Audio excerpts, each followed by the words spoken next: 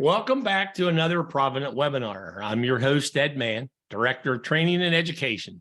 Tonight, we all have the pleasure of listening to Heather Maykel, Director of Partnership and Program Development for DetecTogether. I first met Heather last year in Kansas City when she presented to a group of fire service leaders during a fire service cancer risk reduction program hosted by the First Responder Center for Excellence, and I was very impressed with her message. In a few moments, Heather will introduce herself and explain how and why DetecTogether came about and why early detection of cancer is so important. I'm sure we'll have plenty of questions, and we're asking you to use the question answer feature to send your questions. We'll make every effort to answer all of them. However, if we don't get to your specific question, we'll get answers to you via email in the days following the webinar. Want to introduce all our listeners to Provident. Provident's an insurance company located in the Pittsburgh area. Provident's been into business since 1902 when they started out as an independent insurance agency. In 1928, they began serving volunteer fire departments with a customized accident and health policy. In other words, a policy to supplement what workers' compensation wouldn't cover. Today, we provide volunteer, combination, and career fire departments and emergency medical services with a multitude of programs. We also offer special risk and transportation insurance programs. Provident, celebrating its 5th year, is being named as one of the top insurance employers by the Insurance Business Magazine. Programs that we offer are 24-hour accident and health policy.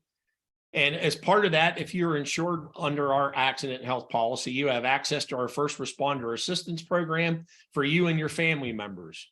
We also offer a 24-hour accidental death and dismemberment policy that covers you even when you're off duty from the fire department.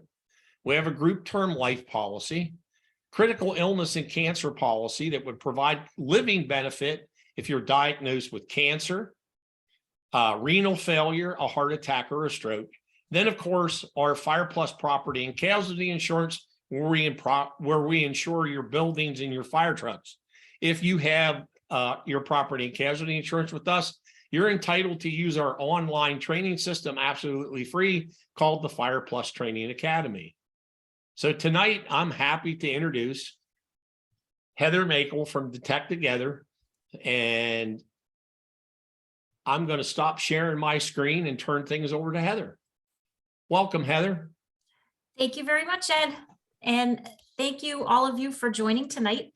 As Ed said, my name is Heather Maykel, and I work with an organization called DetecTogether. So allow me to share my screen. Hang on.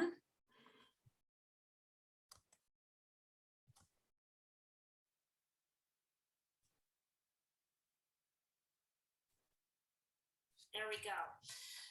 So what I'm going to share tonight is early cancer detection education. So DetecTogether is a national nonprofit based in central Massachusetts. Our mission is to save lives by teaching people how to detect cancer early and be active participants in their healthcare. So cancer affects so many people's lives. In fact, 40% of Americans will receive a diagnosis of cancer at some point in their lifetime. That's a huge number. Most of us know people who've had cancer or who've been impacted by the cancer of a loved one. DetecTogether's mission is to help people learn how to detect cancer before it's too late. As you know, your work in the fire service puts you at a greater risk of developing cancer due to your exposures on the job. At DetecTogether, we've delivered this life-saving education to over 100 departments in the Northeast and 200 departments in the US. And I'm very proud of the fact that we've delivered our education to the nation's first fire department, Boston, and to the nation's largest fire department, FDNY. So what does DetecTogether do? Well, as I already said, 40% of us will be diagnosed with cancer. Firefighters have a 9% greater risk than that. Why is early detection important? This is key, okay? Early detection is important because it improves survival rates and quality of life. So basically, when a cancer is found early, physicians have more treatment options, and those options tend to be more successful. In addition, payers, whether you're the patient, whether you're an insurance company, or whether you're a municipality that covers health insurance, payers care about early detection because typically an early stage cancer is always less expensive to treat. So our objective tonight is to save firefighter lives by teaching 3 steps detect. That's DetecTogether's education in inspiring new healthcare behaviors. So here's why you should listen today. So I'm going to show you a picture of Eric Wirtz. He's a stage 4 lymphoma survivor in Boston. Now he's an arson investigator. But 6 years ago, he was feeling sick. And upon seeing our education this past fall, Eric said this: "I was diagnosed with cancer in a late stage. Luckily living today. Watching this presentation would have helped me get diagnosed sooner." I'm going to play you a video of Eric.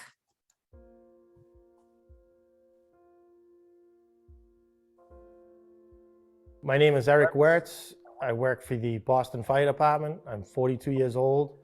I was diagnosed with diffuse large B-cell lymphoma in 2015.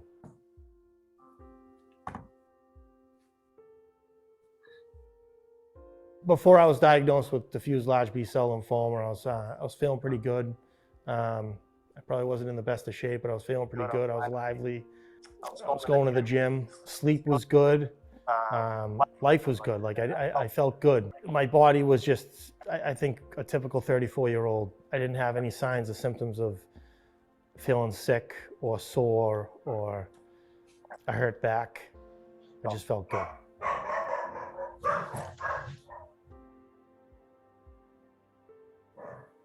So I don't know exactly when, the pain started in my, from my femur up to my back and hip area. And then the pain just started to just get worse and worse and worse. And to the point where putting on my bunk appearance caused a lot of pain. I would get flu-like symptoms every once in a while.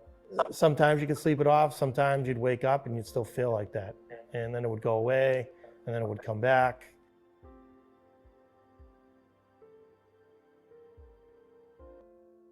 I went to an orthopedic doctor and I had 2 MRIs. The first MRI I had was my abdominal area and they didn't see anything. So I continued to go to PT and work on it, and it persists. None of the PT would help. My back and hip hurting to me not feeling good every once in a while. I just didn't think that they had any type of connection.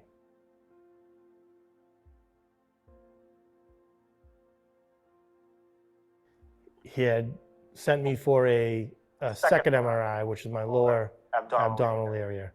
That's when I came in a few days later, and he told me that he saw a large mass that was within my hip area that wasn't supposed to be there.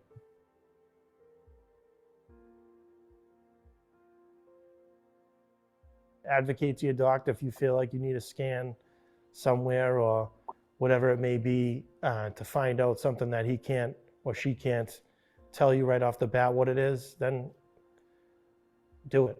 It saved my life.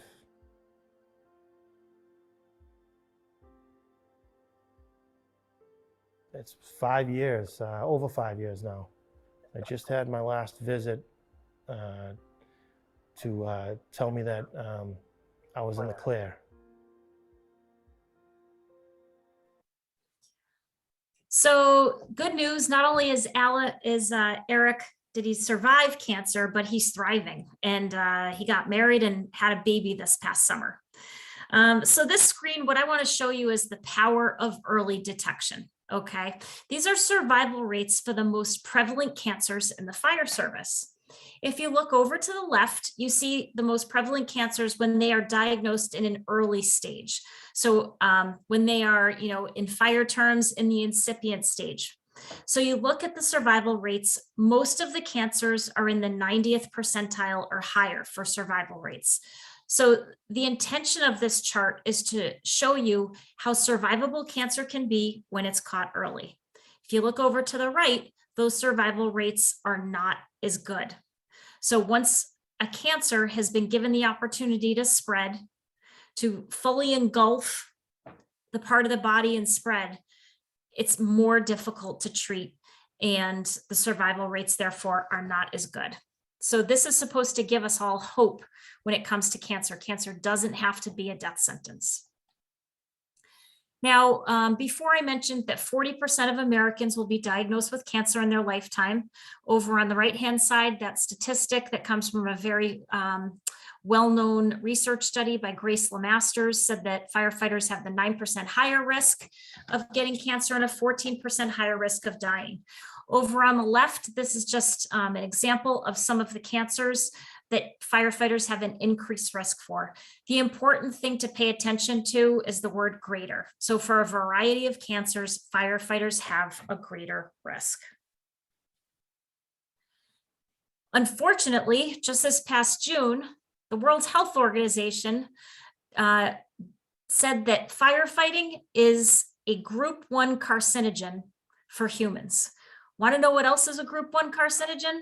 Asbestos. We all know how bad asbestos is. Tobacco. Firefighting is on par with that. So that's the chart that the World Health Organization recently published. And if you look down in the lower left, cancer has definitely been linked to, firefighting has been linked to mesothelioma, which is a form of lung cancer, and bladder cancer. And there's limited evidence, but still evidence that it's also linked to colon cancer, prostate cancer, testicular cancer, melanoma of the skin, and non-Hodgkin's lymphoma.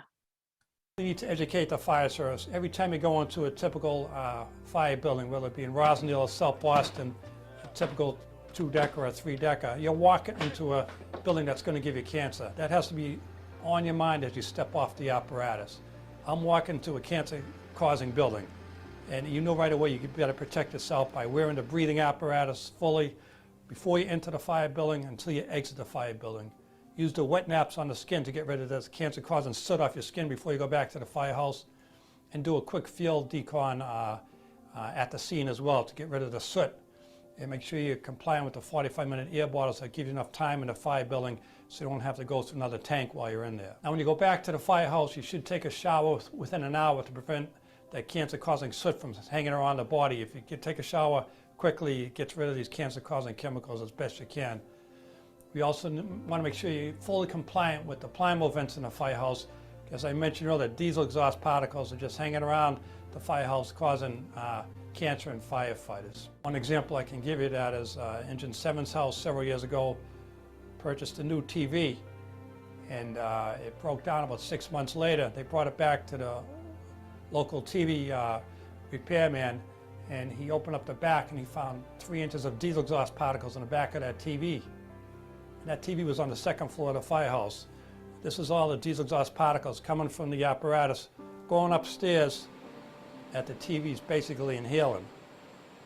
You're there 24/7 working as well. This is exactly what you're doing, inhaling the same particles as that the TV did, and it's causing cancer in firefighters. So you really have to be aware of that. That's why we need to use the Plymouth vents very effectively. The department also has industrial strength washers to make sure you wash your gear to get these cancer-causing chemicals off them on a regular basis, including your hoods and your gloves as well. We also recommend a vigorous workout within 24 hours after a fire to help get rid of some of these cancer-causing chemicals out of your body through the sweat and pores within 1 day, just so these chemicals do not accumulate in the body. We also want to promote better sleep hygiene. As we mentioned, sleep deprivation increases risk of cancer in firefighters as well. Healthy nutrition, regular exercise also help prevent cancer in firefighters. We do recommend you get back to your fighting weight, kind of your drill school weight. That also will reduce your risk for getting cancer. Another thing we recommend is really pushing the fluid intake. You should be drinking at least 64 ounces of water every day as a firefighter, because this helps not only give you hydration on the fire ground, but we now know that it helps prevent colon cancer and bladder cancer that are very prevalent in the fire service. Okay, so I want to apologize for the abrupt start of that video. I clicked on something incorrectly, but this is Dr. Michael Hamrock, who was the department physician for the Boston Fire Department. In fact, he before he became an MD, he was a firefighter and paramedic for Boston.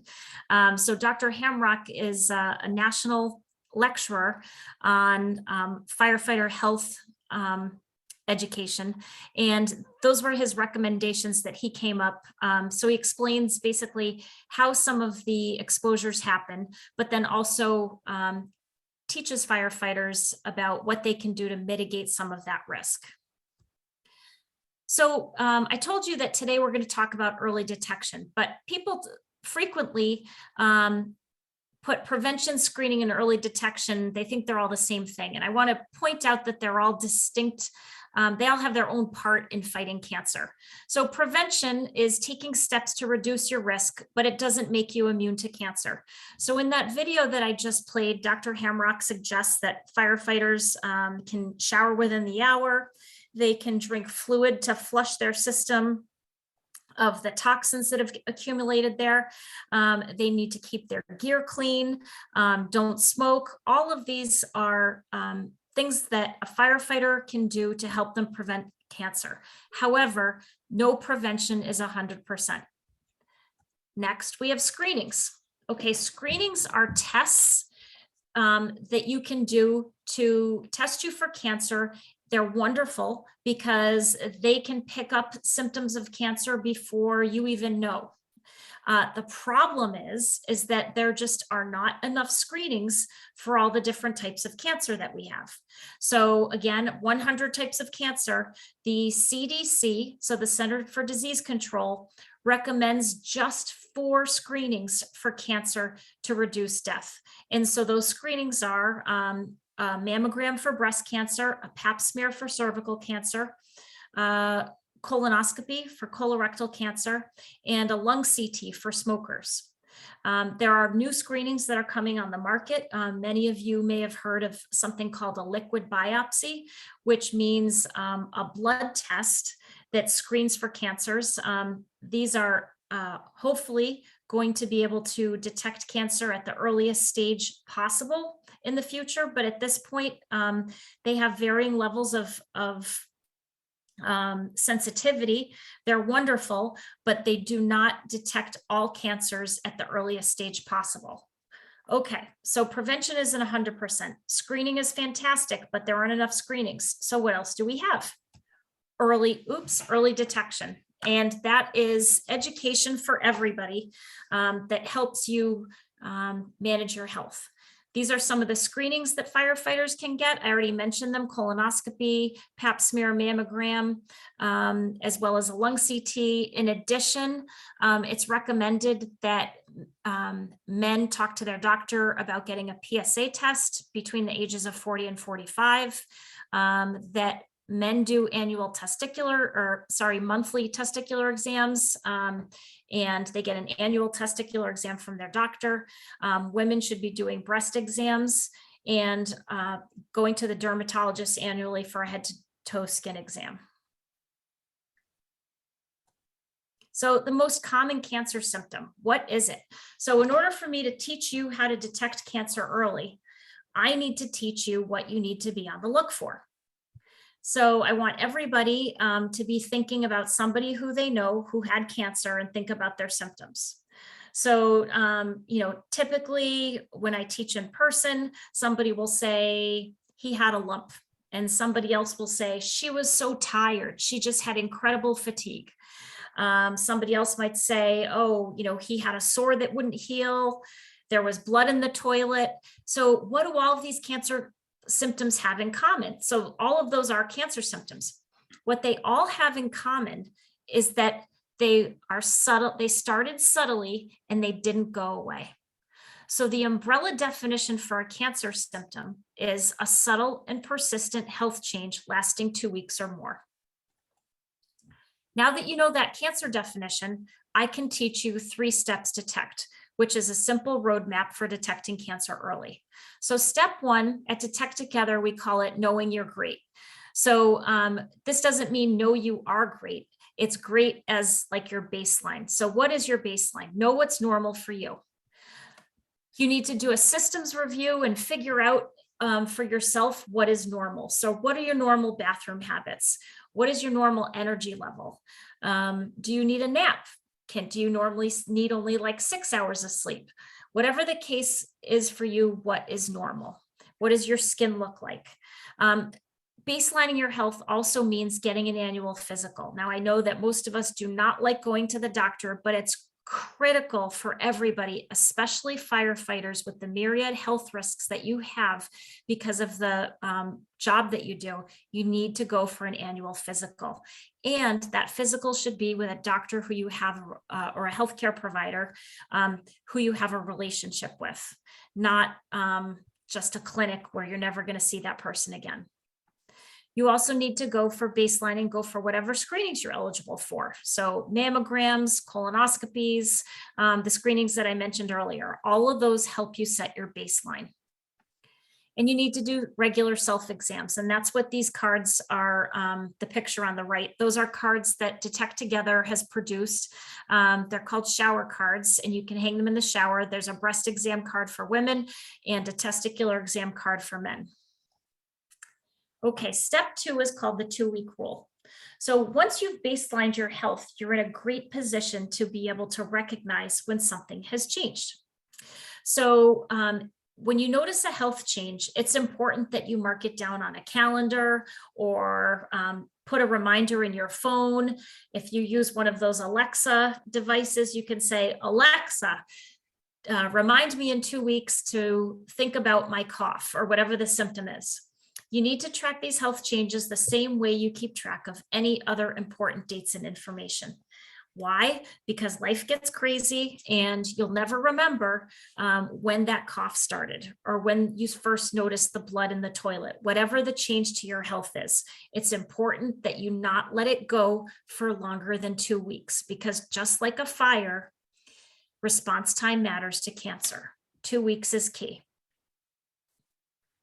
Okay, so next I'm going to play you a video about Lieutenant Eddie McDonough of FDNY. He was diagnosed with colon cancer at age 45. Now, about 5 years ago, the American Cancer Society changed the age when you get screened for colon cancer from 50 to 45. The reason they changed that was because there is a rise of early colon cancer in Americans. And so the American Cancer Society suggests now that everybody gets screened at 45. Unfortunately, those guidelines weren't changed when Eddie was 45. So he didn't go for a regular colonoscopy. What you're going to see is his story of how he was experiencing significant health changes and he didn't know what to make of them. And he didn't go to the doctor until it was too late.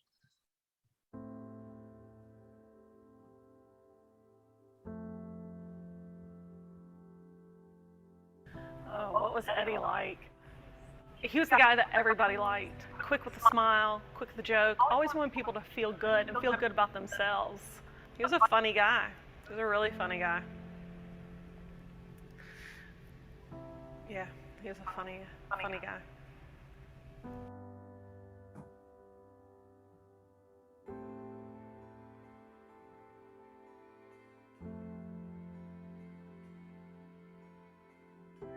Eddie thought it was the greatest job on the planet. We thought he was going to have a long career on the fire department.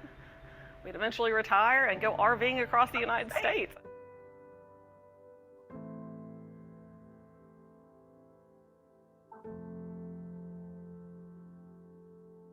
His early symptoms were what he thought was constipation. He had blood in his stool. He had some abdominal pain. He thought it was an upset stomach. And that was it. I mean, there was no fever, there was no rash, there was no rapid weight loss or anything like that. They were symptoms that only he would be aware of.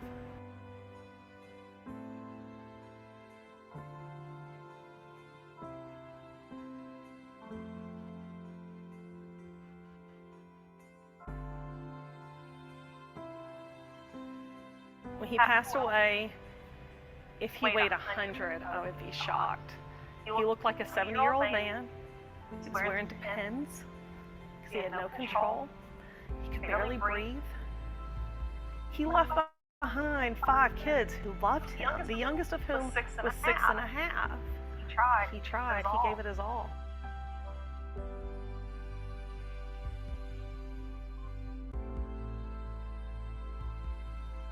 I do know he regretted waiting. He was talking in his sleep one day. I guess someone in his dream asked him, "So what's going on?" His whole demeanor changed. He goes, "It's not good. It's not good at all. I waited too long." Just kind of made this grimace face in his sleep. That broke my heart.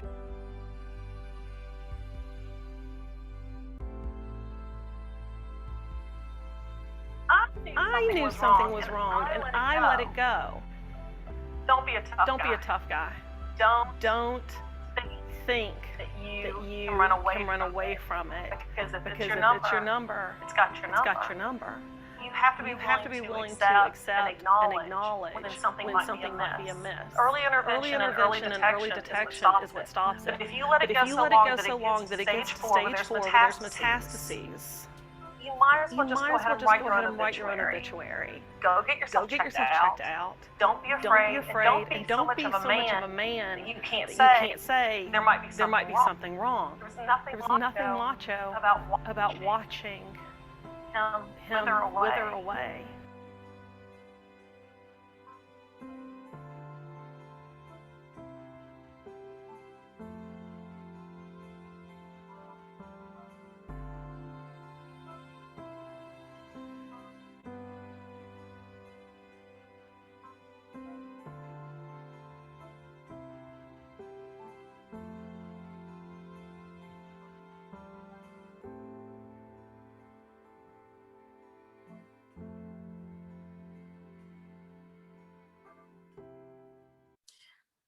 Okay, so it was actually Eddie's story, and really the way that he passed at such a young age. That was really one of the inspirations for FDNY to work with us. And their chief of the academy, Frank Lieb, has called our education the missing link. And basically, there's a lot going on in the fire service.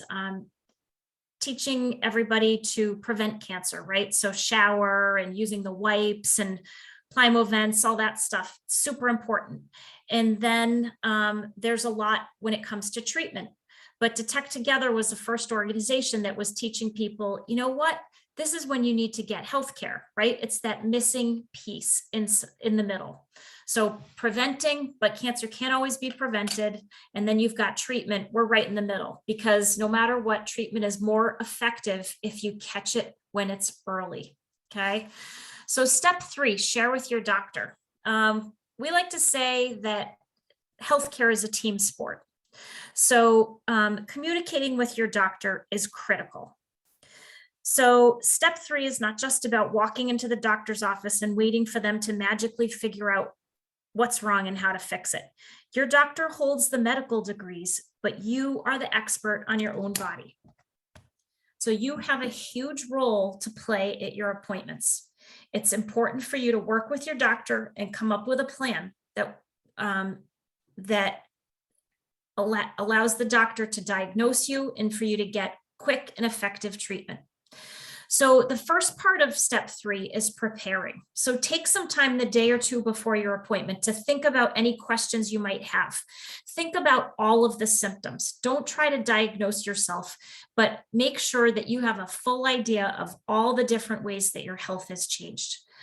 Write notes for yourself, and even consider bringing an advocate with you, a spouse, a friend, because sometimes it can be really exasperating to go to the doctor, and it can help to have somebody go with you.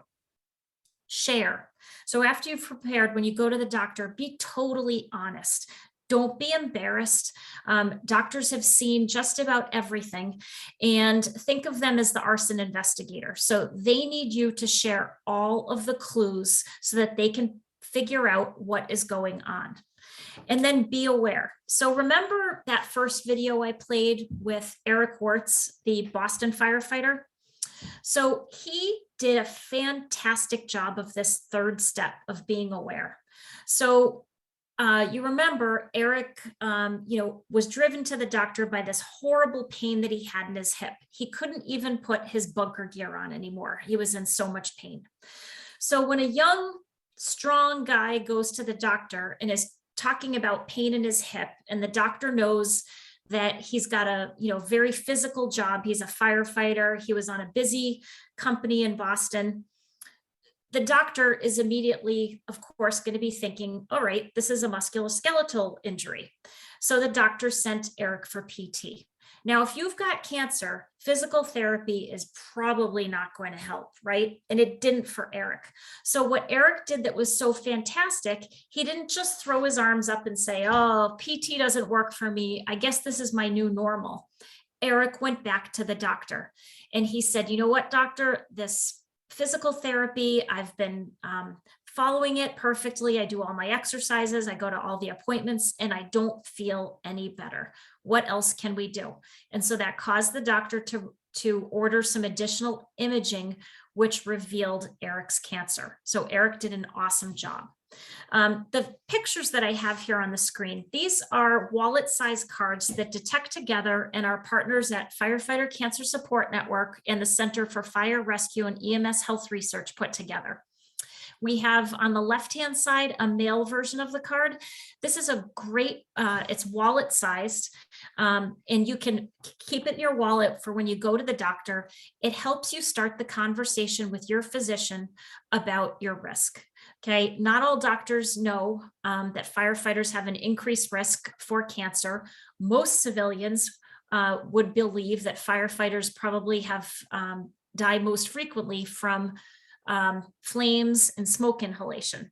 They don't know that it's the constant repeated exposure to carcinogens on the fire ground that can end up causing cancer many years down the road. On the right-hand side, we recently released a female firefighter card. There isn't as much research because there are so few female firefighters. However, there is conclusive evidence that says that just like men, women firefighters also have an increased risk for cancer. You can access the files for these cards on the DetecTogether website in the first responder resources. I highly recommend that you download these and get them printed for your entire department. It's very inexpensive. You can get like 500 of them printed at a copy center for like $25. So after the presentation and seeing like the story of Eric and then the story of Eddie, you can see how survivable cancer can be when you can get yourself to the doctor early. This chart is meant to be to show hope, and it's also meant to be empowering. So now what? Well, we'd love you to use our education. Share the education with others. Get yourself a doctor and form a relationship because, like I said, healthcare is a team sport. And people like me need people like you to be ready for when the bell rings. We need you to be healthy. So that's how the rest of us sleep. Complete any screenings that you're eligible for. So different states have different programs. If there's any programs like in the state of Massachusetts where I live, there are some grant-funded programs where firefighters are eligible for additional screenings like PSA blood tests and chest CTs. Get them. Screenings are fantastic. You should also take our online courses. So at firefighter.detecttogether.org, you can find our online education, which I'll tell you about later. And then I also want to tell you about a campaign that we've just launched called Response Time Matters. So here's our online education. So we have free, interactive, on-demand courses. So they teach this education that I shared with you tonight, 3 Steps Detect, along with 10 related mini courses. You can do them from your phone. You can do them from the computer. They're fantastic. This is what the table of contents looks like. So we have classes, how to do self-exams. It only takes 6 minutes. How to prepare for your doctor appointment, 5 minutes. everybody has 5 minutes, and some of these classes truly can teach you how to save your own life.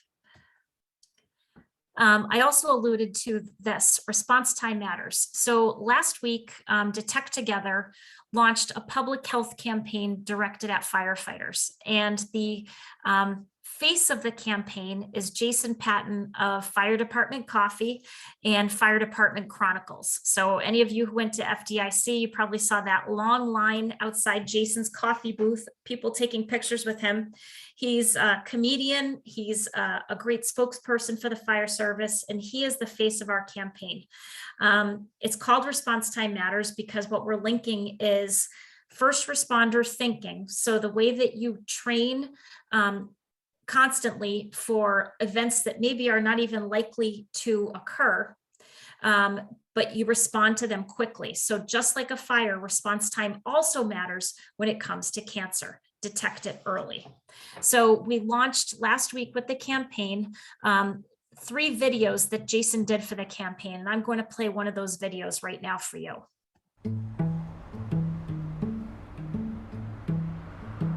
Hey guys, you know that mole on my arm? Recently, it started looking kind of different. Yeah, kind of looks like your mom's meatloaf. Yeah, but it used to look more like a cheeseburger. It's more like a chili cheeseburger. No, that looks like my dog humping a couch. Dude, what's with you always with a dog humping a couch? Oh, should you get that thing checked out? No, I don't think so.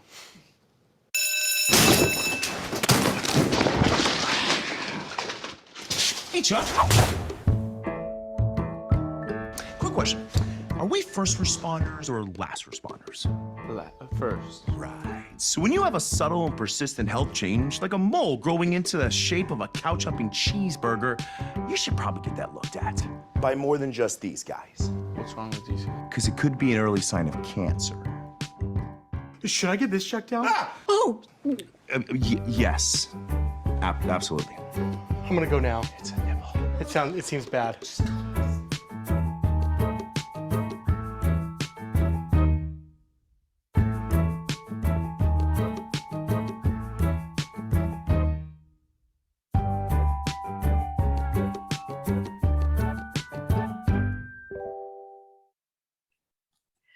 So please, all of you, visit the World Wide Web responsetimematters.org landing page. On that page, you can see Jason's 2 other videos that he did for us that use humor to draw attention to the fact that early detection really helps when it comes to surviving cancer. In addition, on that page, if you scroll down to the bottom, you can order an in-station kit. And so what that means is those are educational materials. So posters, as well as a couple of coffee mugs. And I know you all like coffee. And those will be mailed to your station. So that's, visit and you can get those kits. The first 500 of them are free. So that's the end of my presentation. I'll stop sharing.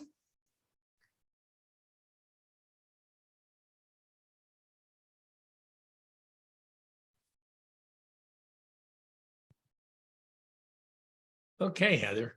So before we get into the Q&A that we might have, I want to share a couple of I guess personal stories, if you will, with our audience.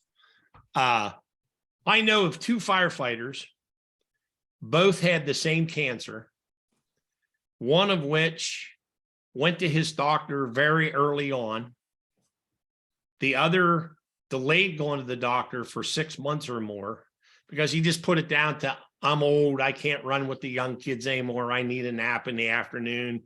He was running out of energy. He just wasn't himself. Mm-hmm. But he justified it just by his age. The bottom line is the individual who went to the doctor early on is still alive. The individual who delayed going to a doctor is no longer with us. And I knew both of them. And they were both the same age and they both had the same cancers. Wow. The other thing I want to point out is that let's see, probably 6-7 years ago now, we had a young junior firefighter in my department at age 15 we were doing equipment checks one night, and I looked at him, and he was as white as a ghost. And I said, Drew, are you feeling okay? He said, yeah, I feel fine. I said, Drew, you don't look good. You need to get to the doctor. So they went to his pediatric doctor the next morning. They immediately sent him to the emergency room. They did a blood draw on him, and they thought they got the blood draw in the ER wrong because his blood count was so far out of whack. So they did it 2 more times, and eventually they determined they weren't doing anything wrong. They sent his blood work off to a pediatric cancer doctor at a neighboring hospital, and they got a telephone call, said, you need to get him here now. And he started chemo that afternoon for a form of cancer that typically you only find in people 60 years of age or older. And the name of the cancer was 3 miles long. I don't remember what it was, but he felt fine, other than the fact that he was as white as a sheet that night, and that wasn't his normal skin tone. And you know, I just, you talked about people, but you have to be your own advocate with your doctor. And I'll give you a perfect example. And this is a personal story. This is me. 2 months ago, I discovered a lump on one of my testicles. I got a hold of my primary care doctor because I knew she could get me an appointment with a urologist a lot quicker than I could on my own. So I went to her. 2 days later, I'm at the urologist, and everything's fine. But the bottom line is, when I shared with the doctor that I was a firefighter and my cancer risk, that in particular, the urologist, and my cancer risk were 9% higher of being, you know, of having cancer, 14%. He had no idea. Right. He said, I didn't know that. And I said, well, so now you know why I'm here. And my point is, you have to be an advocate for yourself. Right. You know, early detection. We did a webinar earlier in the year with a panel of women. And to the women that are listening tonight, if you want to participate in any of the studies that are going on, Sam can put my email address in the links. You send me an email and let me know that you want to participate in the studies, and I'll at least get your information sent to the appropriate people, because these people are always looking for more women in our business to participate in the studies. But we had a gal on the webinar we did. She discovered a lump in her breast. She went to the doctor. They dealt with it. A couple of years later, she discovered another lump on her other breast. She ended up with a radical mastectomy eventually, but she's alive today because of the self-breast examination. So, you know, all I want to do is reinforce what you're trying to tell everybody. Yeah, you're 100% right. And so, you know, we always say, just like a fire, right? It only gets worse if you ignore it. And so it's much easier to put out a fire that's like, you know, say in a dumpster, maybe in the middle of a parking lot, versus, you know, where I live in Massachusetts, we have a lot of triple-decker factory housing with, you know, maybe 6 apartments total in a building. A fully engulfed apartment building like that is much more difficult, much more likely that a life is going to be harmed, property is going to be harmed. So nip it in the bud before it has a chance to spread.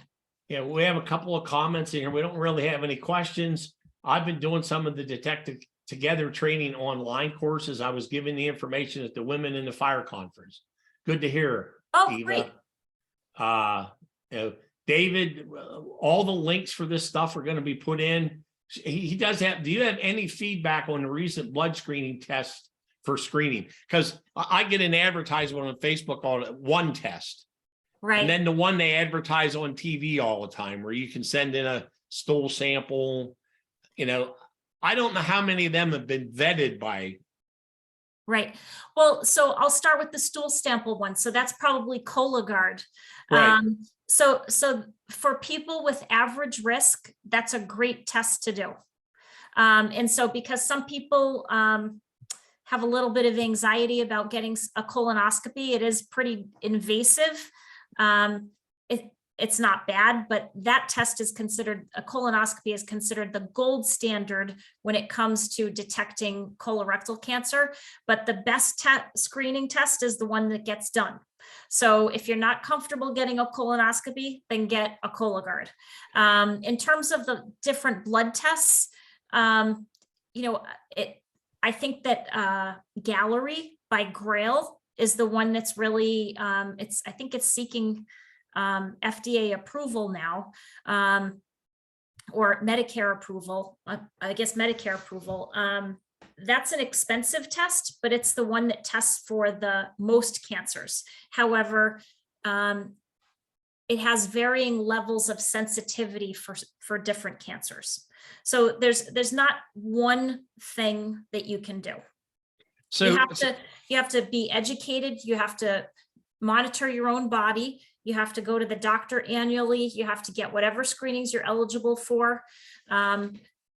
You have to be smart. Just, you know, we're all educated consumers when it's time to buy a car, and you have to be an educated, informed consumer when it comes to your own health. Well, I think a lot of times what happens is that a lot of people go to their doctor and they trust their doctor, you know, exclusively, and the doctor has the education. And sometimes we're afraid to push back. We're reluctant to push back on our doctors because, you know, they have the education, they have the training. But as you said earlier, you know your body.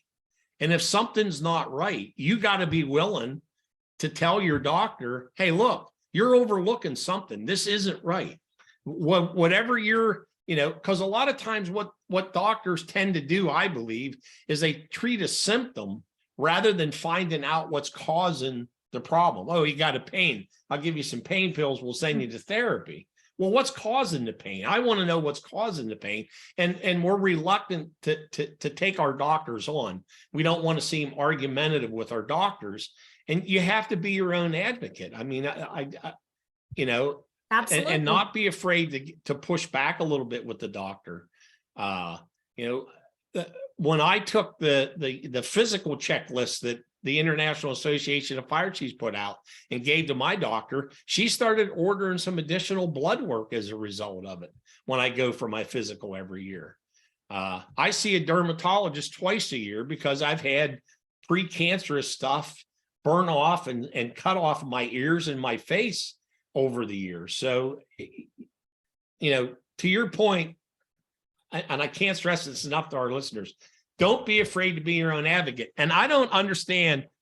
The only thing is, in my mind, uncomfortable about a colonoscopy is the fact that I have to go 12 or 14 hours without eating, and you got to drink that stuff they give you. Okay. That's the most uncomfortable part of it, because my heavens, when they do the colonoscopy, you're asleep. I mean, they put you to sleep. So, you know, other than the juice you have to drink, and the fact that you can't eat for 12 or 14 hours, I mean, you're asleep when they do the colonoscopy. So, right. And it's actually, that's one of the tests. Not only can it detect cancer, but it can prevent it, because you've probably all heard that when they're doing a colonoscopy, they can find these things called polyps, which are precancerous lesions. They can snip them right out during the procedure so that they never turn into cancer.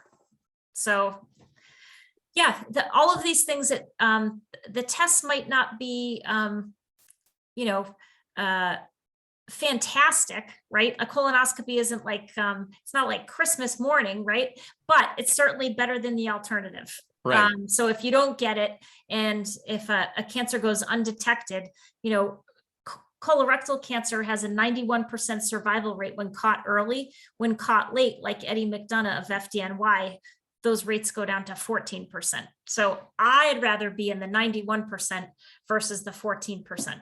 So we do have a comment here from Eva Parker. Any good tips on how to get the members of my department to understand the seriousness of fire-related cancers? They're tired of my constantly reminding them to wash their gear, keep their gear out of certain rooms, and have proper hygiene after calls. I'm going to start with this, Eva. Remember this: you cannot be an expert in your own backyard. So if you can find somebody 25 miles away from your fire department who is an advocate for cancer risk reduction to come and do a class, the same things you're telling your own firefighters, they'll look at this other individual and go, damn, did you hear what she had to say? And that individual, just because they're 25 miles away, I don't know where you're located, but as soon as we loosen up some travel restrictions for Provident, I have a 2-hour class that I'd be more than willing to come and do in your department. So you're no longer the expert. They bring in the outside expert and be able to harp on it. What suggestions do you have, Heather? Well, I was going to say, Eva, our classes, so the online education that we have is a great program for any department to adopt. And I actually think that right now is a great time to start gearing up to launch an early cancer detection program for 2023. And so January is Firefighter Cancer Awareness Month. So the IAFF and the Firefighter Cancer Support Network do a lot of messaging on social media about that month. So what you could do is you could implement our courses. They're free. Have your department do them. And just like Ed said, then it's not you harping on making these changes.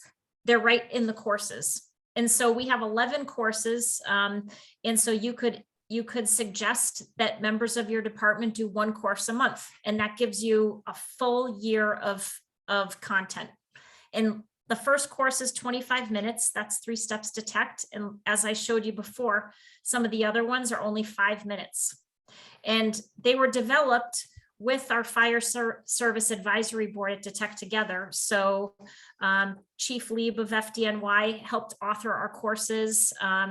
Dr. Sarah Janke, who is world expert in firefighter health, she's on our board and helped us create our courses. So you're going to get that expert advice that doesn't come from you, and maybe the other members of your department will believe you then.